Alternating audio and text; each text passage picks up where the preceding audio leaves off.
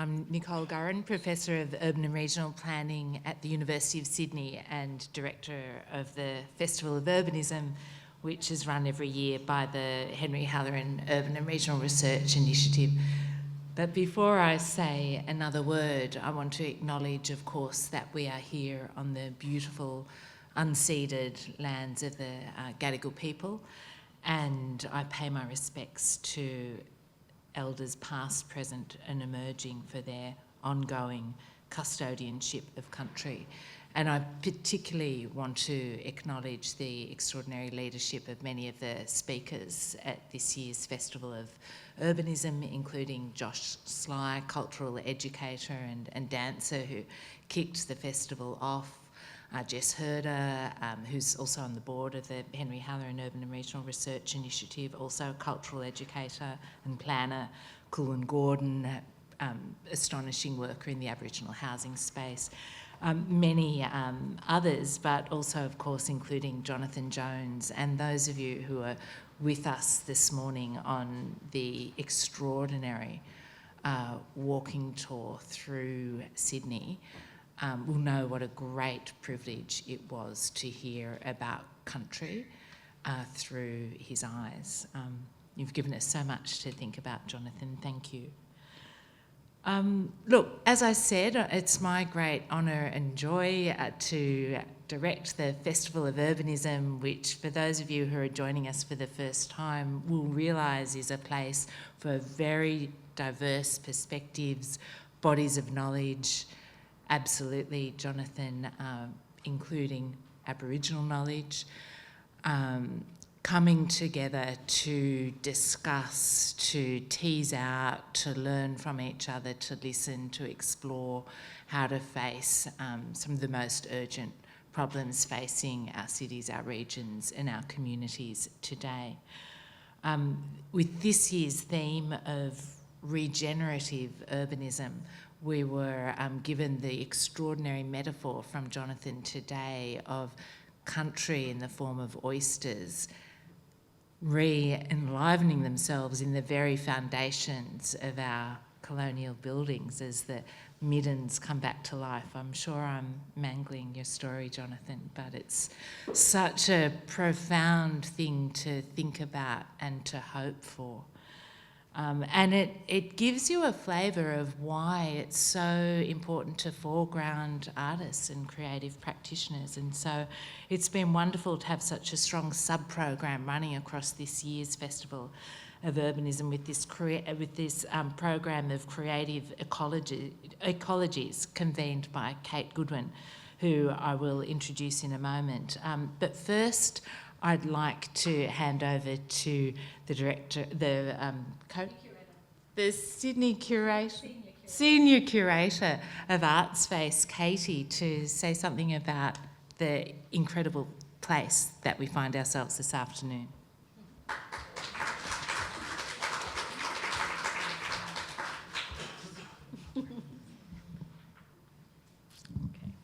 Thank you, I'm used to that in my life.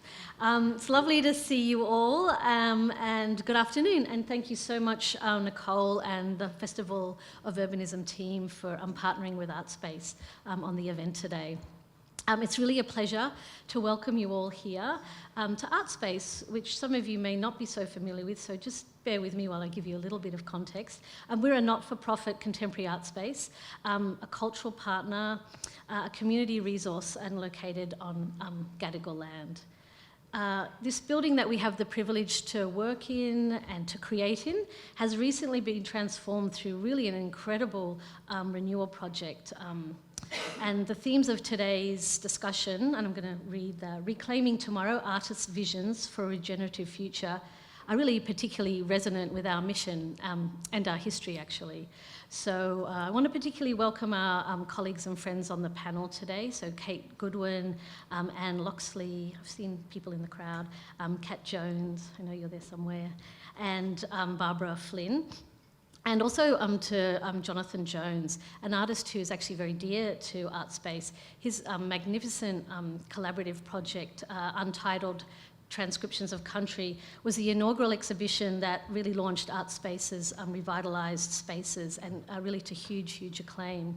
And his garden project, which I think some of you may have walked through, has really transformed the connection between the Art Gallery of New South Wales and Woolloomooloo, creating a really direct and easy and very beautiful passageway between sort of those of us here on the foreshore and up on the hill, as we like to say. So some of you may know that the Gunnery, the building that we're in, was originally a warehouse for the Sydney Morning Herald, and then and that was in the early 20th century. And then it was actually literally a gunnery for the Navy during World War II, which if you have a look out there, I don't know if the boats are there today, but you certainly very strong sense of that connection. And then it fell into disuse and became actually an artist squat. And that's when things, in my view, got really interesting. Artists, musicians, filmmakers, and creative people of all kind lived and worked in this building. And the rundown spaces were really kind of regenerated, I suppose, through their creativity. It really made one of the most prolific artist-run spaces and squats in Australian art history. And here they were hosting performances, exhibitions, a cinema, recording studios, and also the squatter dwellings. So there were over 40 artists living here and working here at different points. So I really think that possibly reclaiming tomorrow was not a vision that they specifically articulated, but it really is in the DNA of the building here and the ongoing work that ArtSpace is engaged in today, from really our expansive and experimental program that supports both early career artists and artists at really pivotal moments in their career.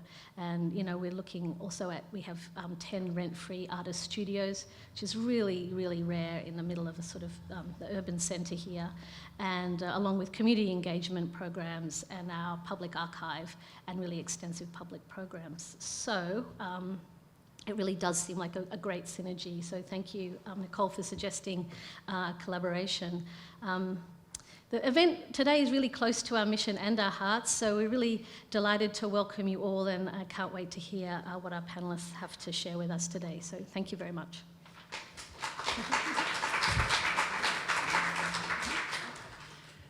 Thanks so much, Katie. And look, all I want to do now is introduce Kate Goodwin, our chair, and in doing so, I'm going to say, Kate, I'm making an executive decision. We're going to run for an extra 10 minutes because we just have such an extraordinary panel. Now, Kate is a curator, writer and educator working at the intersection of art, architecture and city making. She's adjunct professor at the University of Sydney and a member of the Tin Sheds Gallery Advisory Board. Among her many, many achievements, it's worth saying that she was Hines Curator and Head of Architecture at the Royal Academy of Arts in London between 2003 and 2021, where she curated numerous exhibitions, but including the Renzo Piano Art of Making Buildings in 2018. And many other achievements beside. Thank you, Kate. I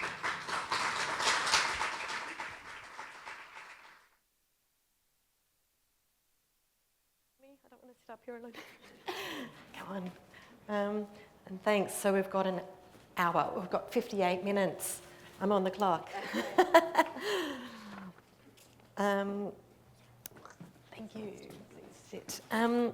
I will jump in. I also want to acknowledge that we gather today on the land of the Gadigal people and pay my respects to all First Nations people who join us today, and acknowledge their continual generosity, I think, in sharing knowledges, ways of being, experiences, as Jonathan has most incredibly for the last 2 hours.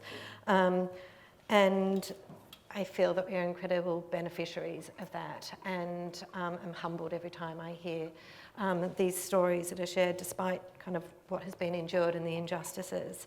I also want to thank ArtSpace for hosting us. It's really fab to be here. It's one of my favourite places. I'm very fortunate to walk past here often. And on Monday we had a conversation about, what's it called? I forget all the things tighter to put together, but thriving cultural ecologies, spaces and systems. I don't know what it was about that, but it's around the need for these spaces in our cities. And it's not just about showing, it's actually about having a space for artists to take risks.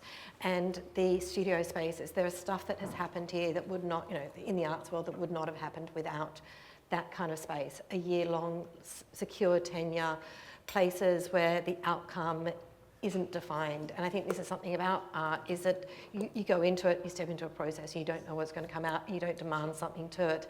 You don't know when it's going to resurface as well. I looked at some work that Rochelle Haley did. She had a residency here, 2018. She did some work with some choreographers playing with light. She was then 4 years later given a commission down at the NGA, which then went over to Tate Britain, suddenly upscaling her work across these buildings.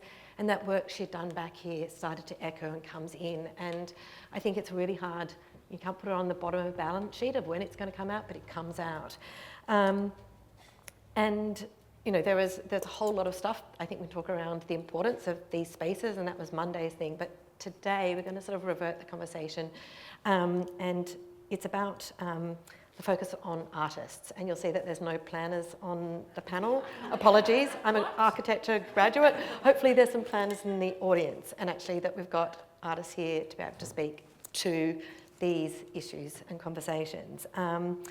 And I think when we talk about artists, I think about this very broadly, although it's the people on this panel, and it's visual artists, performing artists, it's musicians, it's dancers, it's poets, it's writers, and as I was thinking, oh God, all the people we should have had on the panel. But it is the broad creative spectrum that I think we're talking about. And those of us who have been through this week, which is set up with the theme by Nicole and her team of Regenerative Urbanism, it's been an amazing wealth of stuff. I don't know, like the ideas that have come in, but there's been a couple of alarming moments too that I think is a real wake-up call. And there was a panel that Louise Crabtree-Hayes spoke about on Wednesday, and she put the slide up. I don't know if people are familiar with the diagram that shows that humanity has exceeded 7 of the 9 planetary boundaries as defined by the Stockholm Resilience Centre. And this kind of indicates that, the collapse of the Earth's life support system may already be underway. And you start to talk around this. I was at a talk yesterday with climate scientists. It can get pretty grim when we start to look at these things. But I think there is a kind of way of thinking about hope. But, as I say, these are first things that First Nations people have been saying loudly and constantly for a long time. And there's been a blindness to these things. And also the fact that the burden of a lot of this is unevenly distributed and felt. And against all of that, what we've been starting to hear, I think, is that we do need a change to policy, we need a change to politics. This is what I've been hearing this week, change about market came up when we were talking about housing. But what I started to think about with all this is also we need a cultural change. There's one thing you can do it at an institutional level, but we need a cultural change, a sort of paradigm shift about how we all think about these and approach our daily lives, what it means to be connected, to be human, to think around a life that is an interconnected system where we're not at the top of the triangle, we're a part of a natural system. We need to support all of those things. And to be relational and to think around what true equity is. Jess Scully on, where was it, Wednesday again, she was also saying it's not going to sit with a political elite. Actually, we need to step into this. It's going to happen from us. And the political systems are short-termist. They're in a sort of role. They don't really allow the thought of what is it to be a good ancestor. So there's a lot to happen here. But I also think the kind of ways that artists think about this is really fantastic. It sort of allows us to, and I think this kind of cultural shift can come, and this is a kind of play that artists might play in that, is to open up some of these worlds, to sit with discomfort sometimes, to tell uncomfortable truths, but also to make the often invisible visible. And that can be things like from the atmosphere, and a conversation yesterday with magnetic fields and those things, but also the stories that might have been erased, the voices not heard. And also the idea of care and love. Like once we care about something, then you're prepared to fight for it. It's one thing to look at all these kind of things on a thing, God, the world's in collapse. What does it mean? What does it mean for me when I touch it, when I care, when I love, when I do? And, you know, there's all of this stuff of being attentive in the world, and God, it looks difficult, but also the arts kind of brings that moment of joy. You know, it's that little bit of like, oh God, thank God there's hope, there's joy, there's something wonderful that can lift your spirits. And I think, you know, we were talking around, Tina Haverstock-Stevens gave the big lecture on Monday, and we were talking about her, that the work in Martin Place, which is a tunnel, and you can imagine that, you know, all those people have got the grind of life on their shoulders and the weight of making the financial systems work. And you know what? You walk through that tunnel and you feel the sound and the light and the birds come in. And I went down, you know, people were kind of hanging out there in a space, and it's a really lovely thing that these kind of things can intervene and can make us give pause to what it is to be alive. And there's the other thing, you know, for me, I'm amazed by sitting in a room with artists, and I think that we'll start to feel this, Jonathan started to do it, you know, there's a way of looking at the world that's really valuable. It's critical, it's thoughtful, it's often jumping conceptual leaps, it's dealing with complexity. And I want to say that, you know, I'm not saying it's the exclusive role of artists don't exclusively do this. I think there's a lot of scientists and lots of people who are very creative. And it's also not universal that all artists do this, but I think artists do have the capacity to do it. And there's that kind of, you know, it's opening up, it's asking questions, it's disrupting systems, it's the ability to speculate and to imagine. And this is really important. And there's also something about their works and the processes behind them. And so what I'm interested in now is how do we carry these things through to how we think about cities and how we live in the world together. And so I've put together this panel of amazingly talented individual enlightened thinkers. So I'll hand over to them. I'm going to introduce them in turn as we speak. They're going to give us a little insight into their works. If you don't know about their work, it's a little bit, and they've got websites to it. They've got a really short period of time to do it, so forgive them all. But I'm going to start with Professor Lisa Lim, AM, who's an Australian composer, educator and researcher, who leads an ARC Laureate Fellowship focused on music ecology and climate justice. Sorry, my paper's upside down, a bit like me. So she's got some amazing recent compositions, and they're like these lovely titles too. Multi-species knots of ethical time for an ensemble gestural performer and video, and the improvisational template called Calling the Ancestral River, which explores time, flow and practices of tension around a living river being and ways in which we ourselves are rivered. She was commissioned by some of the world's most preeminent orchestras and ensembles, and you can listen to her work on Spotify, which I've enjoyed doing. And she's Professor of Composition and Sculpture Hawk, Chair. Sculthorpe, sorry, I didn't read that before I looked at that. Chair of Australian Music at the Con, and she also led the Con's Composing Women's Gender Equity Program. But if you want to start by talking about your wonderful work. Sorry. Thank you so much, Kate. Hi, everyone. Great to be here and with my fellow panellists. So we only have 5 minutes, so I just want to give a little glimpse to some of my work and also some of my colleagues' work. If we just go into the next slide, this is a little glimpse of this piece with a long title that Kate said, multi-species.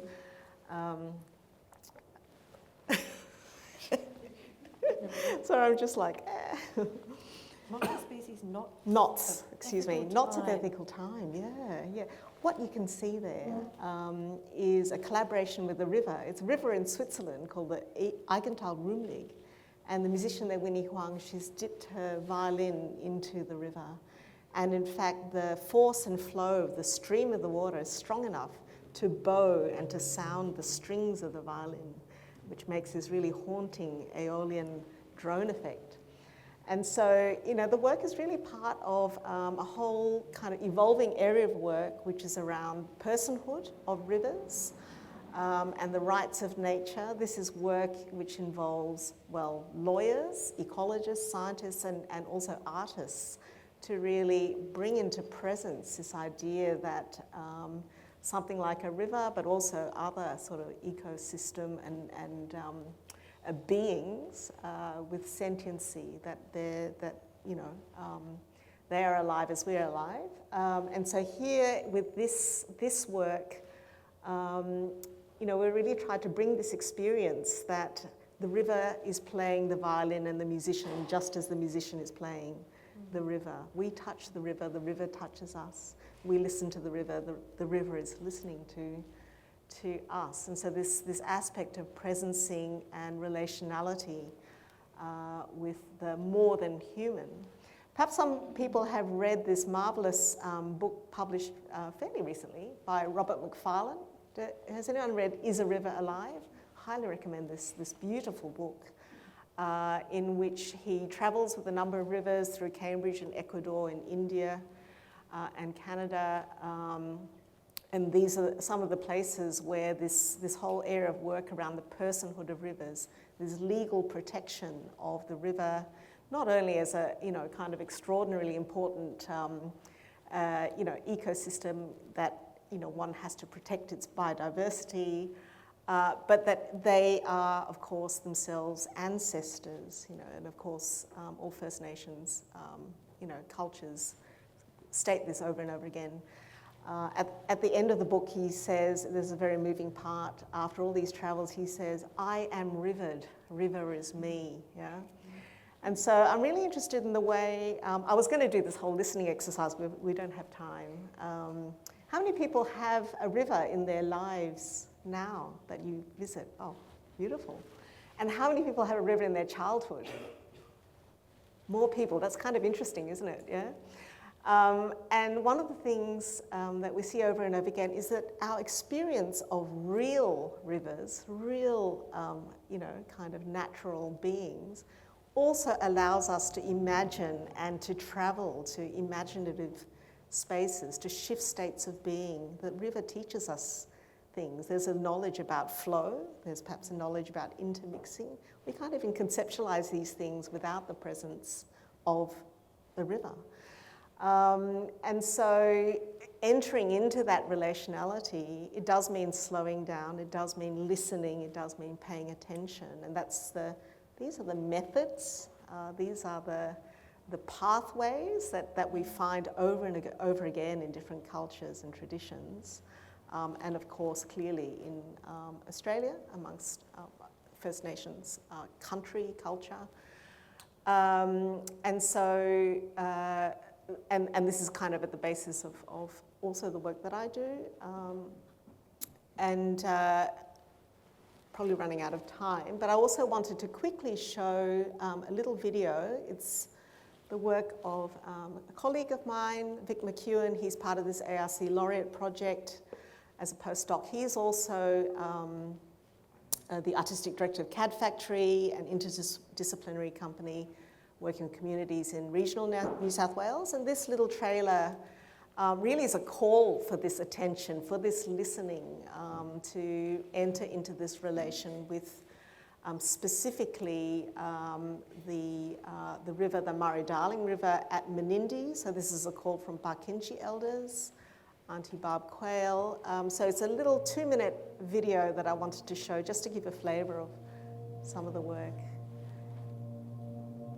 And sorry, a little trigger warning, there's a lot of dead fish that you'll also see. Just love the river. We were brought up on the river when the water was nice and clean and clear. We used to just scoop the water up in our hands and drink it with no care in the world. The first fish kills that we saw, they were a result of drought. And then this year we've had fish kills again, but it was a result of flood.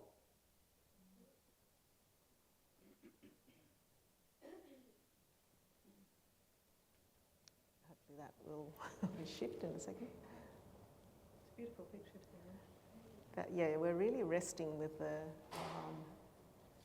scale of the disaster, millions of fish. Maybe I'll just speak if this is not going to run. So, okay. What can you say after a second time? There's just no words. You know, it's all feelings of that happening again. I've been living like a derelict ever since the water come up, ever since I've been flooded out. I've been living in my caravan and cooking out in the flat. It's been a real roller coaster. It's been in lots of ups and downs, and unfortunately the downs have been really low down. We arrived here and we could see the fish literally struggling for breath. It was like these fish were welcoming the arms of the men that were rescuing them. I understood the significance of these fish coming off country for the Barker people. They were taking care of some animals off of our country, and they had to do it down in another part of the country. Vic and Sarah reached out to me and thought, there's more to this story. What can we do? We're talking about science, we're talking about emotion, we were talking about geographical boundaries of Department of Primary Industries and the cultural meaning of rivers. It was a bringing together of those things that made us think, well, let's bring everyone together through art, through artistic processes, to explore all of that and place all of those perspectives together. You need to listen. You need to listen to the people that live on the river, to live in these communities right along the Barker.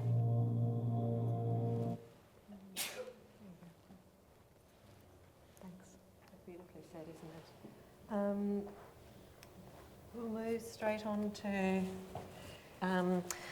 to Kat Jones, I think, who's an artist, writer and researcher, and all-round creatrix. You didn't put in that, I love that word, a creatrix.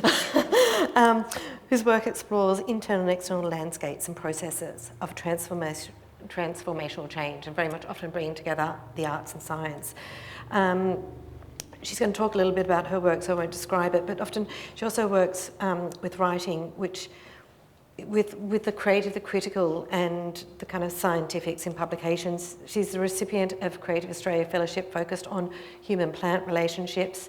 She's an ANET Synapse alumni, an artist affiliation of the Sampson Institute Body and Mind, investigating neuroscience of illusions and chronic pain, and was previously the artistic director of PACT, which I was there last night, God, it's great, and co-director of the Electro Fringe Festival, and is a creative industries resident at Mass Powerhouse and in Ultimo, another really important kind of, I think, initiative for placing artists in different spaces. So, Kat, please share some of your work. Thanks, Kate. Describing. And it's really wonderful to be part of these conversations. I attended Monday and it was so inspiring, and to be part of this panel with everyone as well. This idea of regenerative thinking is a core part of the work that I make and the reason I make it, and particularly around immersive experiences and participatory processes with audiences. And I'm going to describe 3 projects that connect with that idea in different ways, have a different relationship to regenerative thinking, and use different methodologies to kind of do it. And the first one is Somatic Drifts, which is a project that works directly with the idea of regenerative thinking, in that it works with the methodology of cortical reorganisation of the body map. And that project it's a project that developed through an exploration of multi-species empathy and wanting to explore how we address and increase that. I started with a series of questions. What realm does the human exist within? How far can that drift? And what can that drift enable us to change? And that project manifested as a, how should I start? Okay, it manifested as a project, a whole body experience, enabling participants to experience the body of another entity through illusion and touch, and through an act of transgression, essentially. And that touch is activated by me, so it's a very intimate work. And the progression of the illusion allows people to experience the body of a plant. And that project also accumulates the recorded bodies of participants and the narratives that inhabit and emerge from them, which was one of the surprising things about the project. And as a parallel to that project, I was developing it, and there were all these kind of parallels with neuroscience and chronic pain. So I did a parallel research project with neuroscientists working with illusions and pain, and that led to some surprising results as well. And one of the moments in the work that accelerate the illusion, I applied assent. And this was another trajectory I was working on in terms of sensory intervention and wanting to kind of follow that story that I had been kind of uncovering through plant communication research, the way that plants communicate through volatile chemicals and what that communication holds so much as science is kind of uncovering, but has always been there. And so I wanted to learn how to work with molecules to ask that question, what else can we communicate through scent? And as I was learning that technique and learning experimental perfumery, I received this really beautiful commission from Emma Webb at Vital Statistics in Port Adelaide on Kaurna country and Lefevre Peninsula to respond to the provocation, how will we remember the future? How will we commemorate the climate century? And by working with sight and the knowledge of sight and concepts and cultural concepts with permission, I came up with the concept of creating a series of commemorative perfumes that were olfactory landscapes from the future, made by and with community. And that meant that each day I was in conversation with visitors to the installation and scribing their visions for the future and what that habitat or world smelt like, and go back to the studio and tincture up and compose a perfume and bring that scent back, and then people would revisit the installation to actually have a physical experience of something that we are creating now, but we have no relationship to. You know, we haven't ever built a relationship to. So this embodied experience of what we're creating in order to make change.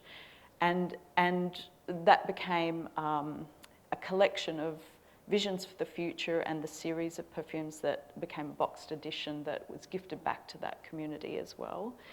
And that project led to another exploration through a commission with Sydney Festival, which I think there is a video that we can play that might be a more succinct description of that project, but became an audio olfactory portrait of the city made by the whole of Sydney residents.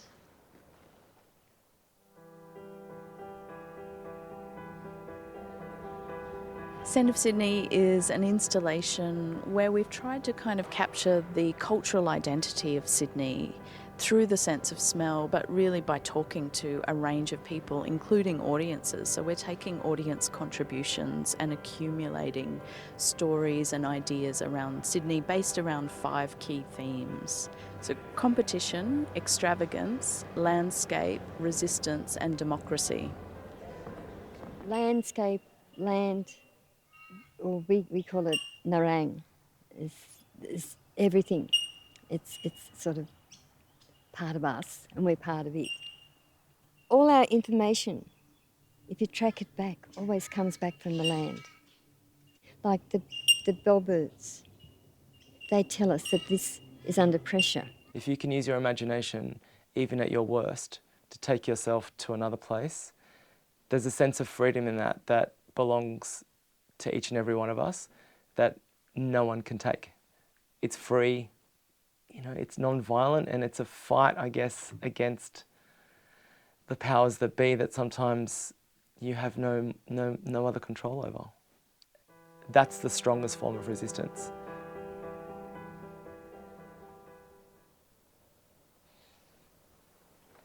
So that project generated audio interviews with key Sydney change makers, and then with a group of live artists, we were in conversation with audiences to contribute their own very personal scent narratives of the city, which accumulate on a website.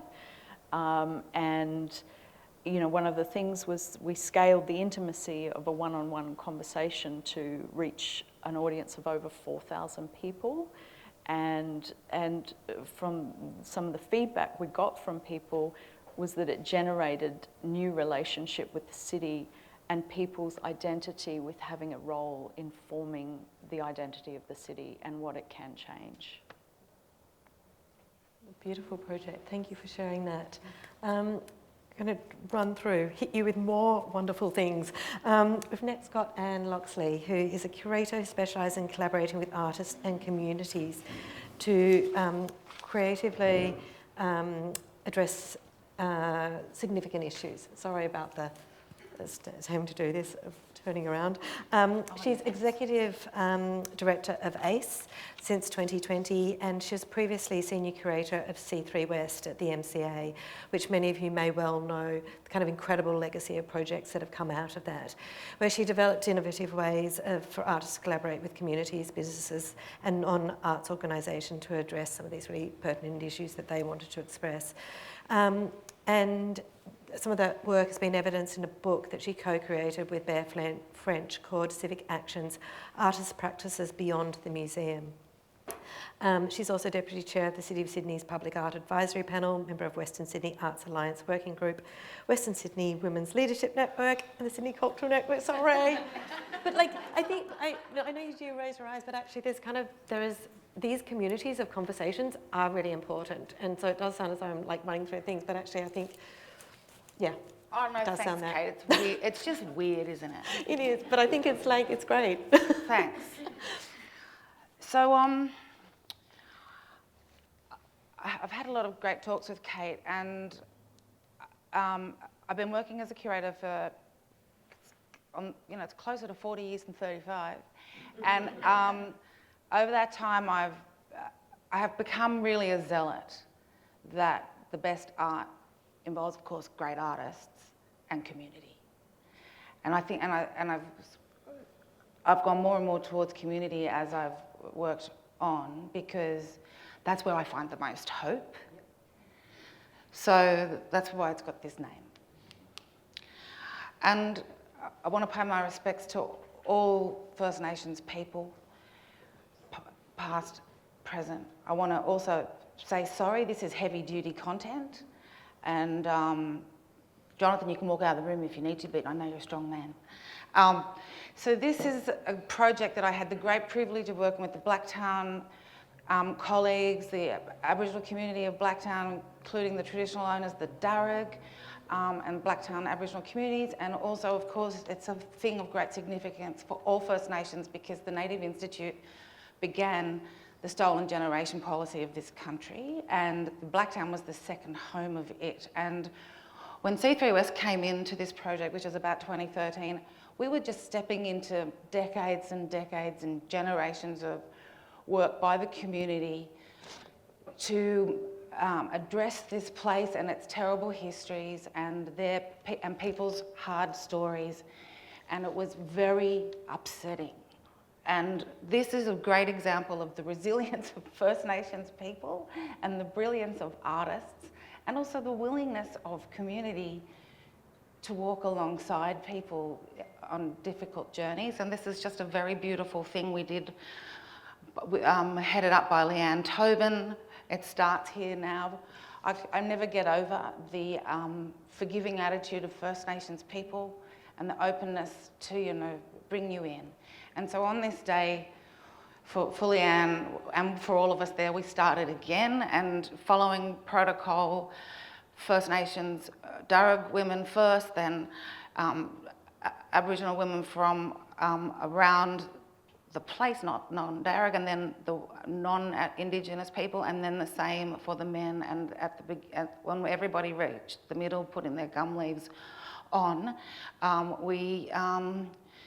the fire was lit. And these kinds of ceremonies and coming together, of course, are so powerful. And artists are unbelievable at, the best artists are critical thinkers, they're imaginative, of course, and they're brave. And First Nations artists have been tasked with the hugest the work and the load. And here we have the unbelievable Carla Dickens referencing the national anthem, We Are Young and Free, with a beautiful poetic installation referencing the skies that the stolen children couldn't see when they were asleep in the native institution. And when you bear witness to things like this, the stories go in for the non-Indigenous people in a really big way. At the MCA, at the beginning, the educators would say to me, what are we going to say, Anne? And I say, what we're going to say, what we're going to do is we're going to bear witness. And the media people would say, it's not a good news story. And you say, no, it's not a good news story, but it's a very important story.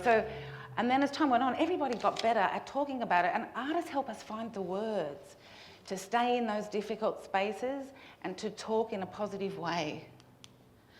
And this makes it sound like a fairy tale, but after a really long time, and because the state government needed to get rid of this land because it was heritage listed, but nonetheless, this piece of land was handed over to the Darug people, and this is a celebration event on that day. And I'll tell you for free, one of the First Nations people, they're one of the traditional owners that night, and when it was dark, she said, see, look how many kangaroos are here.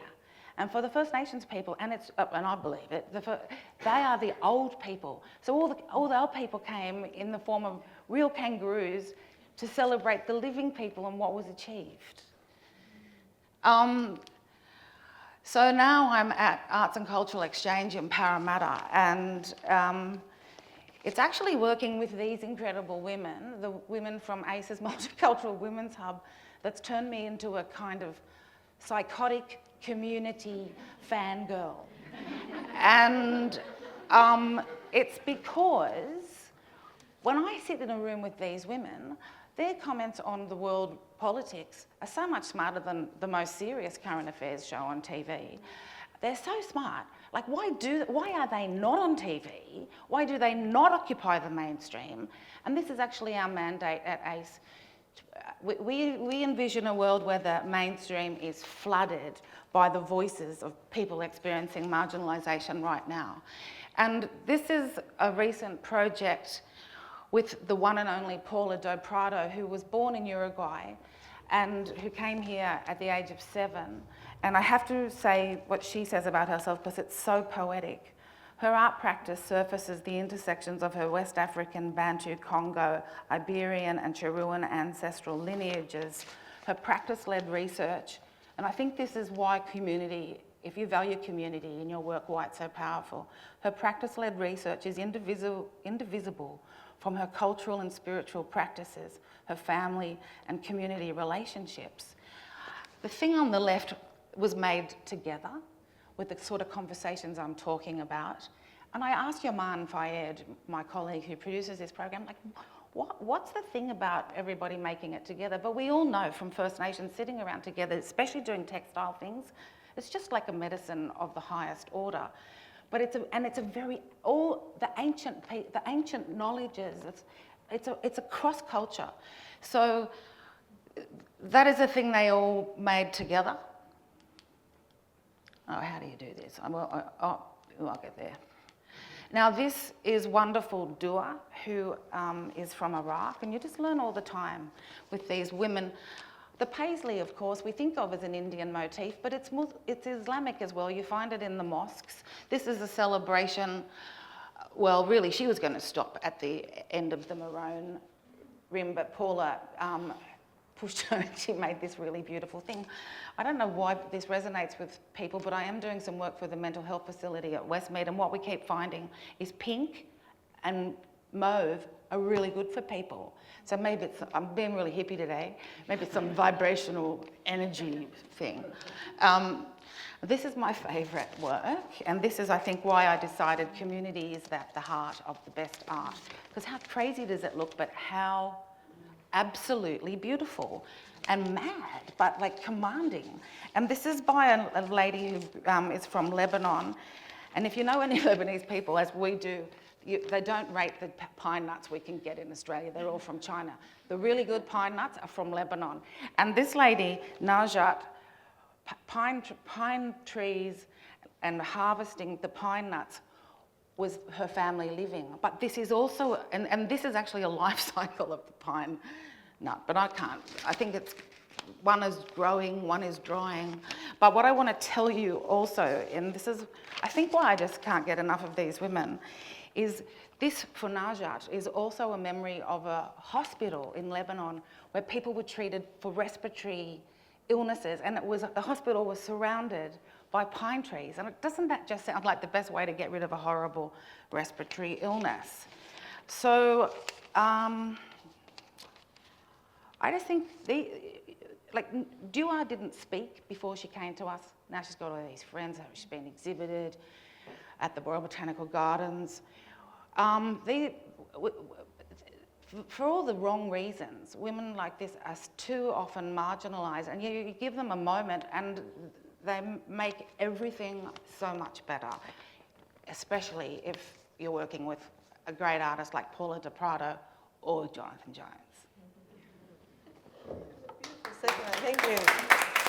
I think you've really brought out the importance of making as well, and actually how it's not just the works itself, it's the process of creating that really brings it in. And you know, beautiful segue, we're going to jump straight into Jonathan's work.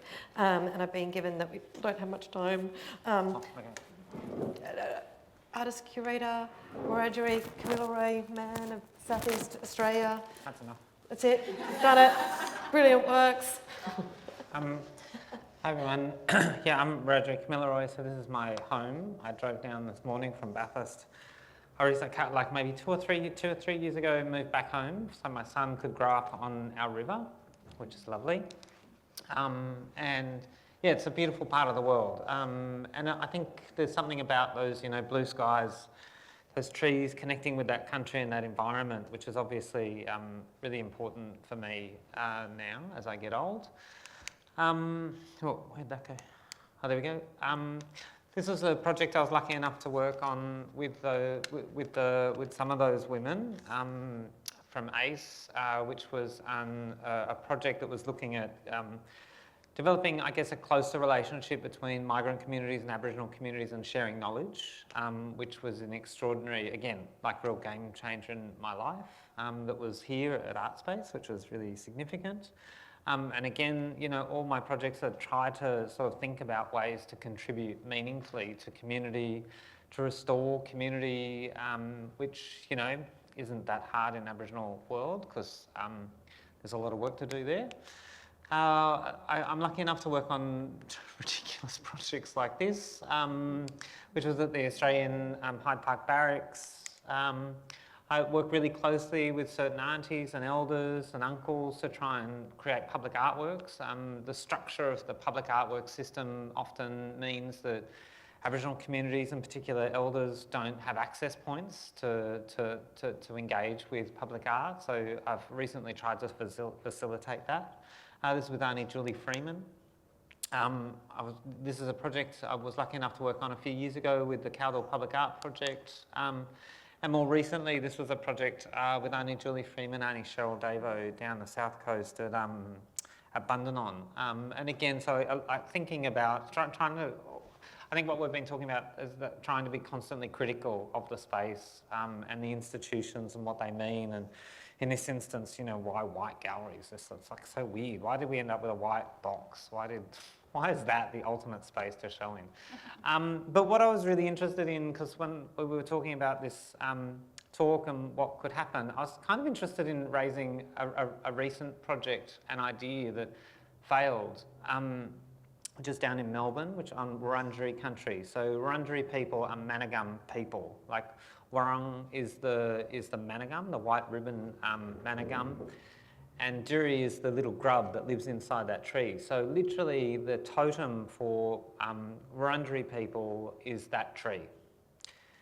Now because of climate change, Melbourne City Council has not planted a ribbon gum for the past 5 years and will not plant a ribbon gum into the future because of the rising temperatures, and they're worried that they drop limbs and that they won't survive. So what does it mean in our community today where your totem cannot grow in your country? what has happened to the world that we have that situation. I know people like Uncle Badger's dealing, you know, there's a lot of like animals and other totems that have gone extinct from certain parts of the environment. What does that mean for us? And I guess I'm really interested in what is our responsibility as, you know, planners or architects or landscape architects or artists or whatever to help restore that process. This project that we were really interested in was actually thinking, it was a landscape project on a land bridge, and we were proposing to actually create a Wurundjeri seed bank, so a sovereign seed bank going through Wurundjeri country, collecting seeds and planting them into this very highly public, very highly profiled garden in the city. Interestingly enough, we were rejected based on the fact that, yeah, that there is not there's not enough evidence that they will survive in the landscape. And our proposal was that, you know, simply we needed to start the process of researching that and doing it properly. There's only been a handful of research projects that haven't been specifically in Wurundjeri country. And I guess I was interested in that idea for us just to think about what are those, you know, I think it was like what we were talking about before, when things are so big, one of the Aboriginal ways of thinking is that totem system, which is about, you know, you identifying with one thing. And that one thing is you, and you are that one thing, and if you just look after that one thing, and the next person looks after their one thing, and the next person looks after their one thing, we'll be okay. You know, it is not overwhelming. If we can just look after one thing at a time, you know, we can actually kind of restore things to, you know, into a bit of a balance. So I was kind of interested in raising that project and that idea as something to think about in our responsibilities as citizens when we're on other people's country, and what it means to look after systems in Aboriginal ways. So yeah, thanks. Amazing. It's a really important thing, isn't it? And where the resistance is as to why we can't do it or it hasn't been supported, because it does, you know, these things are challenging, and I think that this is the kind of questions that is asked of all of us. And what role do we play in it? And it is a kind of accountability, isn't it? Where do we stand on these lines? How do we support people? How do we give voice to them? Who do we listen to? Because it can get narrow. We've got Barbara Flynn, who's an art consultant and has commissioned Jonathan, for which we had the pleasure of seeing Park Lane Place, so you can see. The good thing is we can see a project, numerous projects of Jonathan's that are just over here, even though the ones that haven't gone. So Barbara, do you want to just talk a bit? I think I've asked Barbara to specifically, she also commissioned, Jonathan Keyquarter, Sarancino's in Park Lane Place, and I thought just to speak about. Yeah, thank you, Kate. Mumble. Yeah, I mean, I'm a fan. I like to go to ACE. I think it's important to show up and go to the institutions. And really, I think my role is to try to make good working situations for artists. And, you know, it was great to work with Jonathan. I really didn't commission that work. I can't take credit for that. I'm just sort of hanging around and trying to solve problems as they arise. And we talked this morning about the work by Thomas Saraceno at Park Lane Place, and many of you were there. And I won't repeat anything that I said, but I was interested in your idea of change. And there are many ways I think that artists can affect change. In Saraceno's case, he's 52 years old, born in Argentina in 1973, working in Berlin, you know, with a lot of people in his studio, but they still make it work. It's not a luxurious setup. You know, it's a hardworking studio. But he started something called the Erosine Foundation. So the artwork in the city in Park Lane Place, you know, it's an artwork in a corporate tower, but it does have complete relationship to other sorts of very real, very tangible efforts that he's making, probably to change the world or affect change. So the Erosine Foundation, he founded in 2004, and Lisa's got some books and stuff she can pass around. Thank you, Lisa. And as he describes it, it aims to move us towards an ethical realliance with the earth and its cosmic webs of life, in part by collaboratively developing, testing, and launching aerosolar sculptures, which they actually have done. So without fossil fuels, batteries, lithium, just with air and solar power, they've broken 32 world records. There was a flight, and the pilot was a woman, Leticia Naomi Marquez, in the desert of Argentina. Jujuy was the location, 25th of January 2020. And, he's done this over and over again, actually, but that was the world record-breaking initiative. And then finally, another offshoot of this Erisine Foundation, and his earliest adventure is through MIT, where he's had a long-standing relationship with, true scientists. They actually helped him develop a way to make balloons that could lift off the ground and could effectively fly. But there is something called Museo Aerosolar, and there's some pictures of it in the books that are circulating, which he does with communities. So this thing has been in, I think he says, 16, countries around the world. And he and his, folks go into a place, and local people take used shopping bags and stick them together. And through this technology that he's learned through his scientist friends at MIT, those lift off the ground. So it's a sort of idea of a balloon, multicolored. You can imagine the kind of shopping bags that get, sort of stuck or, stuck together. And it's just, sort of uplifting and very optimistic. It's a sort of representation of change, and, this message that we all have to work together to affect change. Thank you. Oh gosh, there's a lot. And I think what's come out, I think one reflection I have is the kind of artists aren't just going and painting something nice on something. There's kind of deep interrogation that's happening. I think you're, talking around the kind of collaborative things with scientists that open up, there's depths of working with community. It's not the methodology and way of doing this isn't simple. It's a very networked, research-based work, even when it comes into joy. And there's we need to give credit to those things. It's often overlooked, I think, of when you see a product. Because actually, some of the best works look really simple, and you just kind of come across them. And actually, that's the beauty of something. Maybe I've got one question, and then I would like to go out to the floor, because I think it's kind of, yeah, okay, we've got 10. And I do understand if you need to slide out quietly, but I'll put one question and then come to the floor, because there's, I think, a lot of conversations that might come up. But I guess something I had was, and I think a few of you alluded to kind of things that happened, but when you started work, you go in with a particular idea, and quite often you don't know where it's going to go, I think. Is that the right? You have a sort of intentional direction, but often it can unfold into things. And I was kind of wondering if you could start to reflect upon what came out of projects you did that might have been unexpected, or that sparked something, these ideas of change, or directions or hopes that you didn't do, or maybe things that didn't happen that you might want to do. Anyone? I can jump in.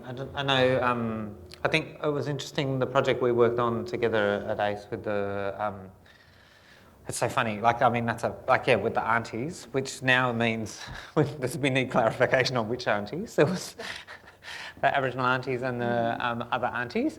But one of the things that came out of it was this idea of which way the learning would happen. And this very, this single idea that, that we would be, teaching people about Aboriginal stuff. And what really surprised me was, and it sounds so stupid now, I feel like a total idiot for saying this out loud, but, you don't need to tell someone from Afghanistan about colonisation. Yeah. You don't need to teach that to someone from Afghanistan, about languages. You don't need to teach those aunties, why you call someone auntie and uncle. All that stuff that we waste so much time doing in Australia is, we just, you fast track all that stuff and you actually get to somewhere meaningful really, really quickly. And I wasn't expecting that, which is my ignorance, I think. But yeah, which was one of the really beautiful things about the projects we got to work on together. With you, the idea that you compose these works and then they're put out into the world and they're shared, and what happens in that process for you that you see or witness all the sorts of conversations that might come up? It is about the conversation in the end, because it's like if you, I'm just thinking about the whole movement around the rights of nature and this idea of the personhood of rivers, and Ecuador changed its constitution in 2008 to recognise Pachamama, the rights of nature. I mean, that is an extraordinary, when we think about constitutional change in Australia, that's an extraordinary leap of moral imagination, right? And that's created tools, legal tools to protect forests and rivers, and then has spilled out. I mean, the Wanganui in North Island, New Zealand was the first river to actually be declared under a legal system to have personhood. And so the way in which these ideas ripple out in small and large ways is, and brings people, different communities together to work together because of, what if the river has rights? What if the river is alive? All of these kinds of things. And often that starts with the speculative, register.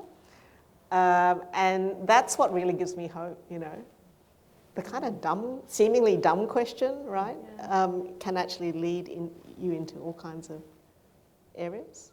Yeah, that's. Kat, a lot of what your work is, it's about creating this kind of transformative experience for people, isn't it? And then it's about listening to what they say. I mean, that seems to be quite important in your work, isn't it, as to what. Yeah. In some somatic drifts, and just for the matter of doing a showing, I recorded people's feedback after the experience. But what came out of people's bodies from experiencing being a plant was quite extraordinary in its breadth of emotion and people reflecting on origin, of family members, on what it might be like to be on death row, and our empathy for people. Like, the breadth was quite extraordinary. And the other thing that came out of that project was new scientific knowledge. So the artwork uncovered some new knowledge in chronic pain research, and we ended up, so I'm a co-author in neuroscience because the scientists followed that and then started doing experiments, and we, wrote a paper together. So all kinds of things like that come out of projects where you're just kind of go deep and follow your nose and let the thing speak to you, back to you, and the people that you allow to have voices within that as well. Yeah. Is there something about each of your processes that you do consciously or unconsciously set up to allow these things, do you think? Can I just say one thing, which is not to assume consent? Yeah. Sometimes there's a no, no or not now, not the right time. I experience that a lot in Australia, in particular. So, I mean, that's kind of another side of it, is to actually pay attention to the no or the not now, or who needs to be in the space for it to actually work. You don't have so much control. Which is really hard, because like the way projects are structured, you've got to put a proposal together, the proposal's got to be approved, and then you go and have the community consultation, which is so ridiculous. Like, you really need to have wind all that back and do the community consultation, have those relationships, have those networks, and then think about putting a proposal together. Like, there's a real structural problem in relation to, why there's a fear of no, because you're halfway down the road often, which is really problematic. Questions? Is there any questions from, Colin? That kind of touches on something that I was really curious about when we walked by before the fire. A role of art is often calling society on its bullshit, on its finding the edges of the map, finding the things that we can't politely talk about. Are there any examples in your work that you found the edge of the map? That you found the edge of the map? Or something gets pushed on. What's not polite to talk of, how everyone says we should acknowledge Indigenous culture, but we can't burn the exhibit at the gallery. What else? What edges are you pushing, do you feel you're pushing against in these practices? Norms? Serious? Everything. This is a very provocative thing that I wear, but I have to wear. I wear it because I want to, but I wear it because I work in the midst of the Arab communities, and it is so important. And of course, it's, I know what I'm doing. I have to do it. And we spoke to a potential funder just this week, and they were scared that we were political. I said, well, we just help people. You know, we're on the ground, and yeah, some people are refugees and migrants, but we can't upset the politicians because 95% of our money comes from the government. So a lot of our work is stealthy. We have a big Tatrees thing embroidered thanking us from a Palestinian community because we let them use our facility all the time for all the various reasons. We're really careful not to do politics, we do community and culture. But I mean, because you're First Nations, it's a political identity. You know, I cut my teeth working with East Timorese. I have this uncanny knack of just liking the art, and then the art form is a hot water topic. So, so many times, it's just like where you were born politicizes you. You know, the human rights are human rights. So I'm on the edge of the map all the time, and we are very, very careful because we are a community group. We're one of the few organisations in Western Sydney that's got a really good music studio, it's got really good facilities, and we bend the rules and be careful with our words all the time to maximise access for people that wouldn't have these facilities otherwise.